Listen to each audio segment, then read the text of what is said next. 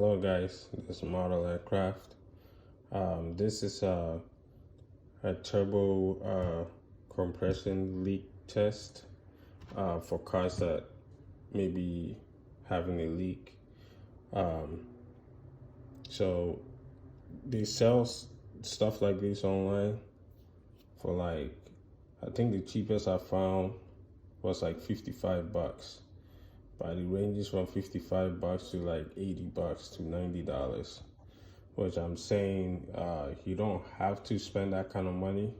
You can actually make your own, which I did. All you need is a PVC pipe end, a tire valve. What do you call it? There's a high pressure valve, which is this PVC pipe end, and you need any type of intake hose, so this is Spectra. You can find this type of intake hose connector at AutoZone. So basically you use once you put this, you hook this on your intake in your engine or the turbocharger, and you get a air nozzle. You can use an air compressor or electric compressor or whatever type of compressor you have. Just like pumping a car tire, you connect it to you, and you don't need to put so much PSI in it. Maybe about 10 to 15 PSI. I wouldn't say don't go over 20 PSI.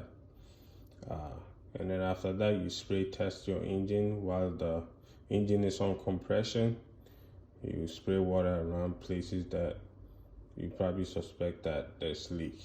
So that's how I did it with my own personal vehicle, and I was able to find a lot of it was easy for me to find the issue than have to go to a mechanic and paying $100 or $120 to do the same for them to do the same type of job. And all this all you're gonna probably spend, this is probably like $3.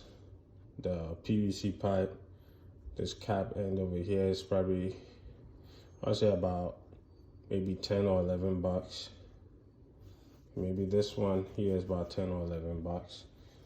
Well, no, you're probably gonna spend like 25 bucks compared to purchasing this online for like 65 to 80 bucks, Yeah, so just a quick tip.